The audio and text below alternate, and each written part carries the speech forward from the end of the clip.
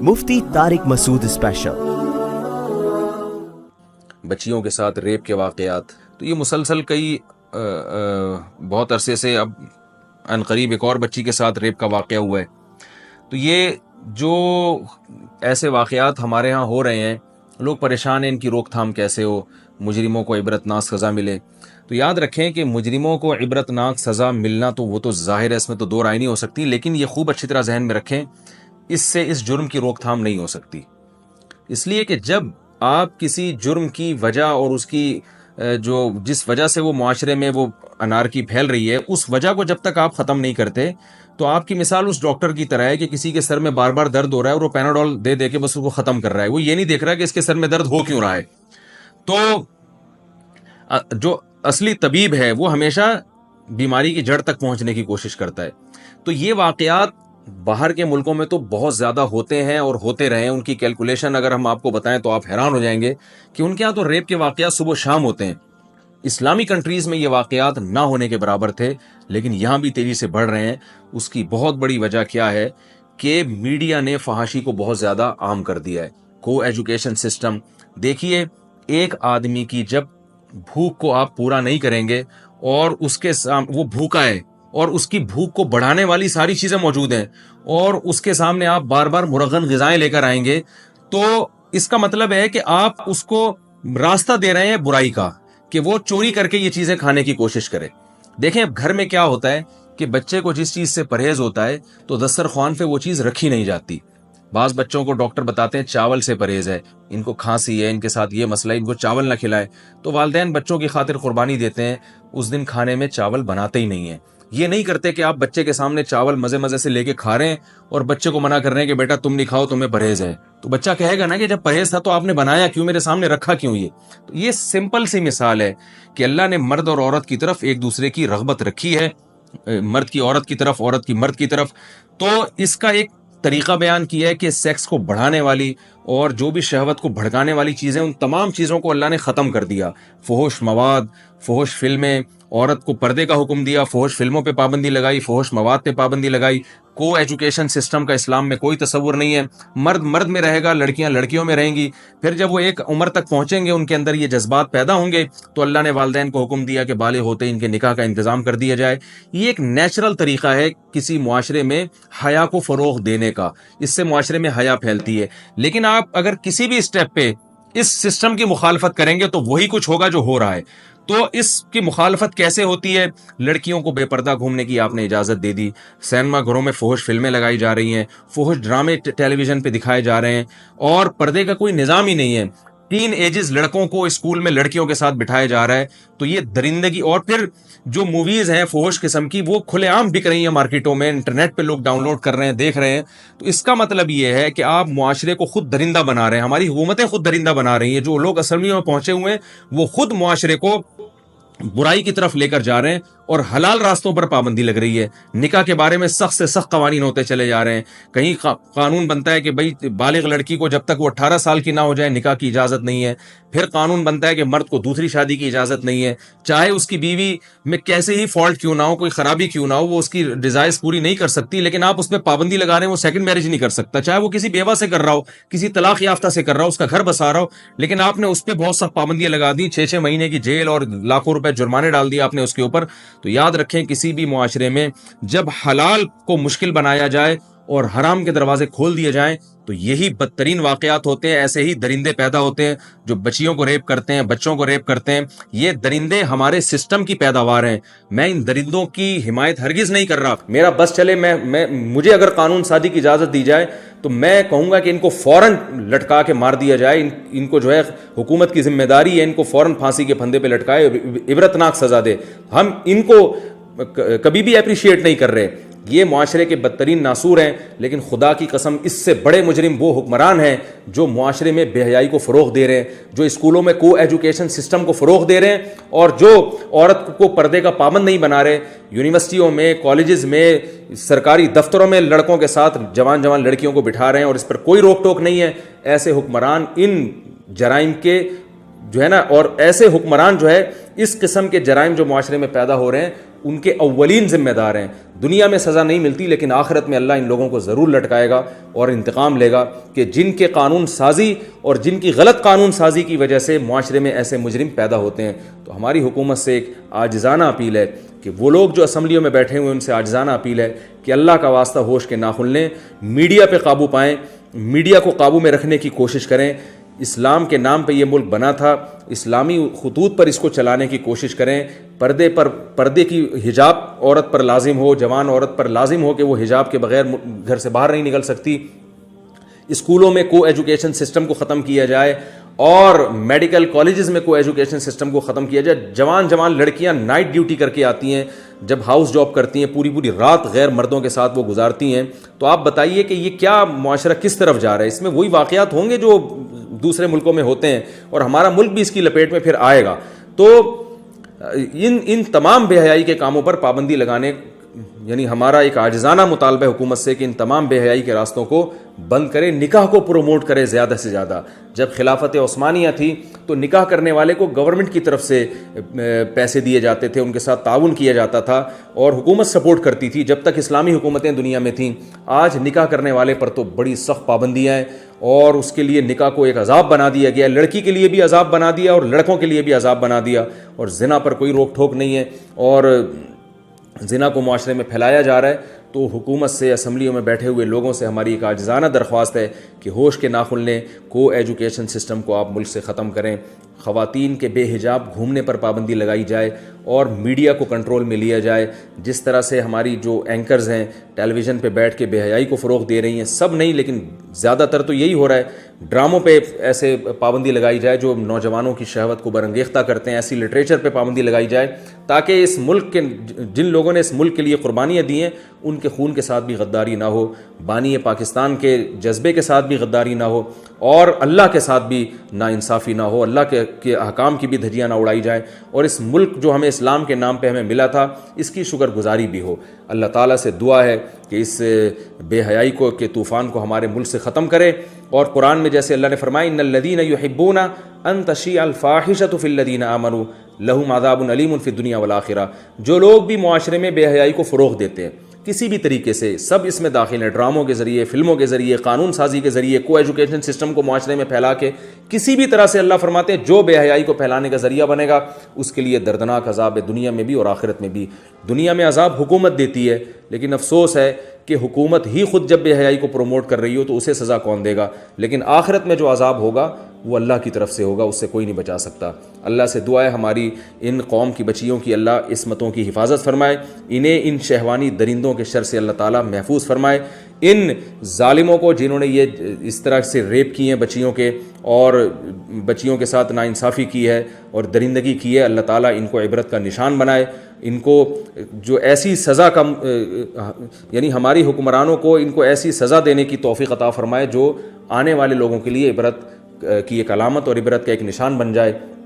اور ہمارے حکمرانوں کو بھی اللہ ہدایت دے کہ وہ ایسی قانون سازی کریں ملک میں کہ حیا کو فروغ ہو. ویلنٹائن ڈے کے نام سے بے حیائی, یہ تمام چیزوں پہ پابندی لگنی چاہیے. حیا کو ملک میں فروغ دیں تاکہ اس قسم کے واقعات دوبارہ رونما نہ ہوں. دوسری بات یہ کہ حکومت کی تو ایک ذمہ داری بنتی ہے, ماں باپ کی بھی ذمہ داری بنتی ہے. آج بہت سے والدین اپنی اولاد کی طرف سے اتنے غافل ہیں, خوبصورت بچیوں کو پڑھانے کے لیے ٹیوٹر رکھا ہوا ہے. میں خود ایسے گھروں کو جانتا ہوں کہ ٹین ایجز لڑکیاں ہیں, ان کو پڑھانے کے لیے کوئی ٹیچر آ رہا ہے اور بند کمرے میں بیٹھ کے ان کو ٹیوشن پڑھا رہا ہے. اس کا کیا لگتا ہے کہ وہ آپ کیوں کسی پر اتنا اعتماد کر رہی ہیں؟ ہم تو یہ کہتے ہیں کہ اگر بچی قریب البلوغ ہے, بالغ ہونے والی ہے, تو کسی قاری سے بھی اس کو نہ پڑھایا جائے. اسلام میں پہلے پردہ ہے, بعد میں ساری چیزیں ہیں. قرآن کے احکام پر عمل پہلے ہے, قرآن لفظی اعتبار سے پڑھنا بعد میں ہے. قرآن میں عورت کو پردے کا حکم ہے. جو ٹین ایجز لڑکیاں ہیں پردہ وہاں سے شروع ہو جاتا ہے. علماء کہتے ہیں کہ 10 سال کی بچی کو پردہ کروانا یہ ضروری ہے. ٹھیک ہے, وہ چہرے کے پردے کے حکام تو بعد میں آتے ہیں, لیکن اس عمر میں احتیاط ضروری ہے. تو ماں باپ کی ذمہ داری ہے کہ اپنے بچوں کی, اپنی بچیوں کی حفاظت کریں, ان کی نگرانی کریں. ایسے ہی کوئی بھی آ رہا ہے چیز دلانے کے بہانے, ایک بچی کے ساتھ ریپ ہوا تھا, کیا ہوا تھا, کوئی بندہ آیا اور چیز دلانے کے بہانے جو ہے نا اس کو اپنے ساتھ لے گیا اور وہ بچہ چلا گیا. تو ماں باپ کو چاہیے اپنے بچوں کو قابو میں رکھیں. کوئی بھی آ رہا ہے اٹھا کے ان کو کسی بھی لالچ میں لے کے جا رہا ہے, وہ جانے دیتے ہیں ان کو. تو بچوں کی نگرانی ہونی چاہیے. علماء یہاں تک کہتے ہیں کہ بچوں کو کزن کے ساتھ بھی مت سونے دیا جائے. بعض دفعہ سب نہیں ایسے ہوتے, ہمارے ملکوں میں الحمدللہ, ہمارے خاندانوں میں, ملکوں میں, ہماری قوم میں خیر غالب ہے, لیکن ایک گندی مچھلی پورے تالاب کو گندا کر دیتی ہے. تو بعض دفعہ کزنوں میں کوئی ایسی ہوتی ہے یا ایسا ہوتا ہے جو خراب کر دیتا ہے. ماں باپ کہہ رہے ہوتے ہیں کوئی بات نہیں, کزن ہے اس کے ساتھ سونے, تو وہ برائی کی عادت, وہ برائی کی لت لگا دیتا ہے. وہ شریعت نے تو یہاں تک حکم دیا ہے کہ سگے بہن بھائی بھی 10 سال کی عمر کے بعد ایک ساتھ نہیں سو سکتے اور ایک بستر پہ نہیں سو سکتے. سگوں کے بارے میں یہ احتیاط کا حکم دیا ہے, تو آپ بتائیں جو سگے نہیں ہیں ان کے بارے میں کتنی احتیاط کا حکم ہوگا. بدگمانی کی اجازت نہیں ہے کہ آپ کسی سے خام خامے بدگمان ہیں کہ اس کی نیت, اس کی نظریں غلط ہیں, یہ اجازت نہیں ہے. احتیاط کا حکم ہے. معاملات میں ایک دوسرے سے ایسے ہی معاملہ کیا جائے گا جیسے آپ اس سے بدگمان ہیں. حضرت شیخ الحدیث مولانا زکریا رحمہ اللہ تعالیٰ کا مشہور واقعہ ہے, فرماتے ہیں جب میں بچہ تھا, میں مسجد میں جب نماز پڑھتا نا کسی کے ساتھ کھڑے ہو کر, اگر اگلی نماز میں بھی اسی کے ساتھ کھڑا ہوتا تو میرے والد مجھ سے پوچھتے تھے کہ یہ تمہارا کیا لگتا ہے کہ ظہر میں بھی اسی کے ساتھ تھے, عصر میں بھی اسی کے ساتھ تھے. اتنی نگرانی ہوتی تھی تاکہ کسی بڑی عمر کے آدمی سے دوستی نہ ہونی پائے. تو والدین کو اپنے, حالانکہ وہ زمانہ بڑا خیر کا زمانہ تھا, اب تو بہت زیادہ بےہودگی پھیل گئی ہے, تو والدین کی ذمہ داری بنتی ہے کہ آپ کا اگر کوئی لڑکا ہے, ٹین ایجز بچہ ہے یا بچی ہے یا اس سے بھی کم عمر ہے, تو اگر کوئی بڑا لڑکا اس سے فری ہونے کی کوشش کر رہا ہے تو آپ اس کی نگرانی کریں, اس کو منع کریں کہ بیٹا اپنے جیسے بچوں میں کھیلا کرو, اپنے سے بڑوں سے فری ہونے کی کوشش نہ کیا کرو, کہ تم سے فری ہو رہا ہے تو ہمیں گھر میں آ کے اطلاع دیا کرو. اس طرح سے حکومت کنٹرول نہ کرے, کم از کم والدین اپنی اولاد پہ کنٹرول کریں. ایک صاحب نے مجھے کہا کہ جتنے ریپ کے واقعات ان ملکوں میں, پردے والے ملکوں میں ہوتے ہیں نا, جہاں پردہ ہے, عورتیں پردہ کرتی ہیں, اتنے یورپ امریکہ میں نہیں ہوتے. حالانکہ وہاں تو آزاد گھومتی ہیں, وہاں تو مرد کی نظریں ایسے ٹھرکی نگاہیں نہیں ہوتی مردوں کی, حالانکہ وہاں تو چڑیاں پہن کے گھوم رہی ہیں, کوئی کسی کو نہیں چھیڑتا, اور یہاں برقعے میں بھی گھر تک پہنچا کے آتے ہیں. تو اصل مسئلہ برقع نہیں ہے, یعنی گویا اسلام جو ہے نا تمہیں صدیوں پیچھے دھکیل رہا ہے. اسلام کے حکام ایسے ہیں جو اس زمانے کے حساب سے چلنے والے نہیں ہیں. یہ لوگ گڑبڑ کرتے ہیں. انگریز کسی عورت کے گھر تک اس لیے نہیں جاتا کہ اسے گھر تک جانے کی ضرورت نہیں ہے, ضرورت نہیں ہے اسے گھر تک جانے کی. ہمارے ہاں چند معاشرے میں ٹھرکی ہیں جو گھر تک پہنچتے ہیں, مانتا ہوں میں, میجورٹی ایسی نہیں ہے. آپ اس ملک میں زنا پر پابندی لگا دو, ان ممالک میں گھر سے اغوا کر کے لے کے جائیں گے وہ, ٹھیک ہے نا. جب ان کو حرام کاری کے اتنے ذرائع ان کے پاس میسر ہیں تو انہیں کسی کے گھر تک جانے کی ضرورت کیا ہے.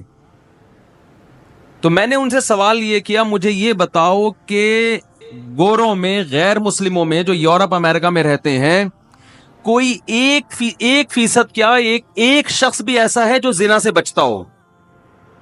ایک شخص بھی ایسا ہے جو بدکاری اور زنا سے بولو بچتا ہو؟ اور ہمارے ملکوں میں 99.9% لوگ ہیں جو زنا سے بچتے ہیں, ساری زندگی ایک عورت پر اکتفا کرتے ہیں.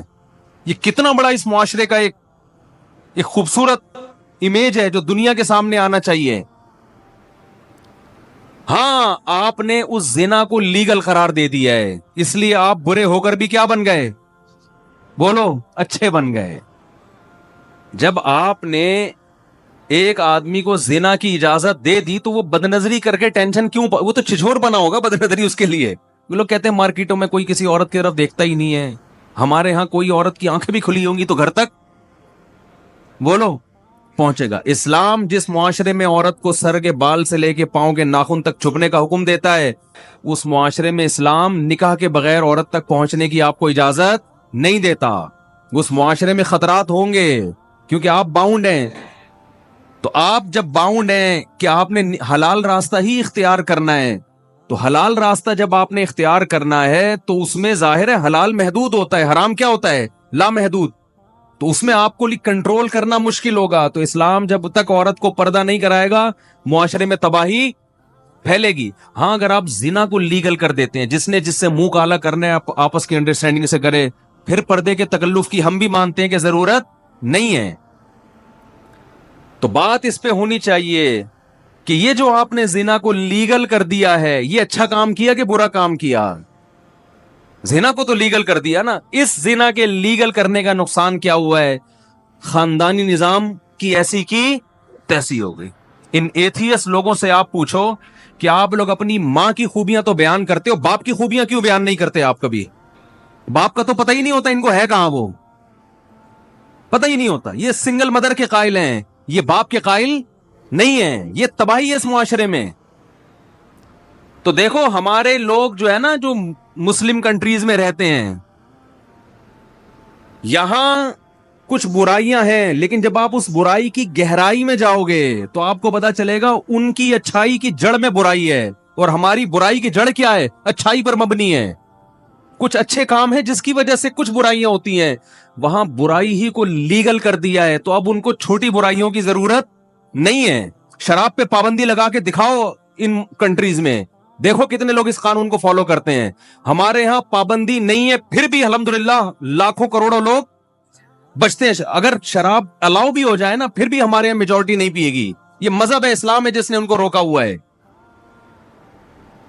اور اب تو ہمارے کنٹریز میں بھی زنا پھیل گیا ہے, یعنی جو کرنا چاہے کر سکتا ہے. اس کے باوجود 99% سے زیادہ لوگ زنا سے بچ رہے. کون سی طاقت ان کو روک رہی ہے؟ عورت سے بچنا مرد کے لیے دنیا کا سب سے مشکل کام ہے. یقین نہ آئے, کسی گورے سے کہو تو 10 سال بچ کے دکھا, اور ہمارے یہاں 30 سال میں جس کی شادی ہو رہی ہے 15 سال اپنے آپ کو زنا سے بچاتا ہے. خدا کی قسم یہ حوصلہ کسی انگریز میں نہیں ہے. اتنا اپنے نفس پہ کنٹرول, اتنی پاور کہ اپنے آپ کو برائی سے روکے, یہ کسی گورے میں. اس لیے انہوں نے اس برائی کو کیا کر دیا؟ لیگل, کہ یہ برائی نہیں ہے. تو اس پہ بحث کرو. اس لیے بحث ان سے اس پر ہونی چاہیے کہ زنا برائی ہے یا نہیں ہے. جب زنا کا برا ہونا ثابت ہوگا, پھر دیکھو کس ملکوں میں زنا کا ریشو زیادہ ہے اور کن ملکوں میں کم. اسلامی ملکوں میں آٹے میں نمک کے برابر, اور غیر مسلم ملکوں میں ہر شخص زنا کر رہا ہے, ہر شخص زنا کر رہا ہے.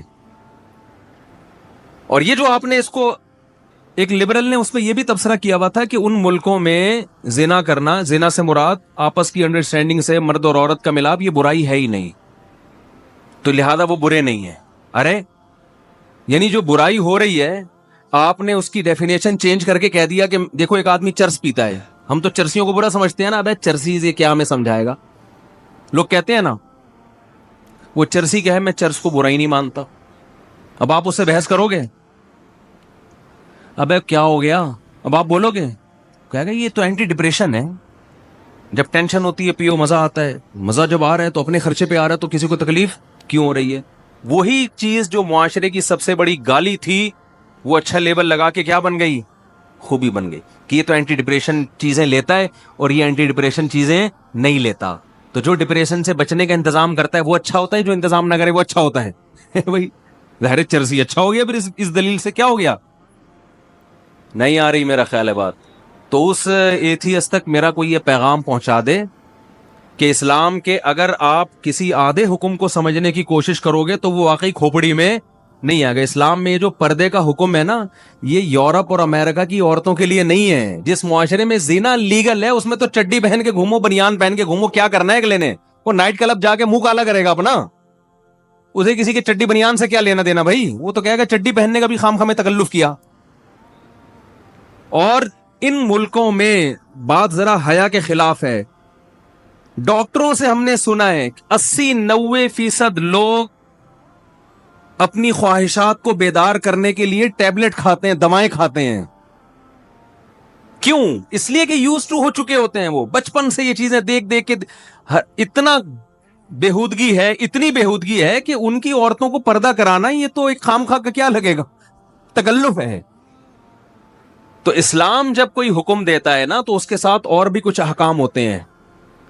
جب آپ اس حکم کو اس حکم کے ساتھ جوڑو گے تو پھر اسلام کا حکم سمجھ میں آئے گا. آپ ایک حکم گورے کا لے رہے ہو, پردے والا حکم کہاں سے لے رہے ہو؟ اسلام کا. پھر کھوپڑی آپ کی کام نہیں کرے گی کہ یار انگریز عورت کو آپ شٹل کاک پہنا دو, وہ کہے گی یہ کیا ضرورت ہے بھائی, مجھے کون سا خطرہ ہے یہاں پہ. اسلام نے مرد پر اتنی پابندیاں لگائی ہیں وہ عورت تک آسانی سے نہیں پہنچ سکتا.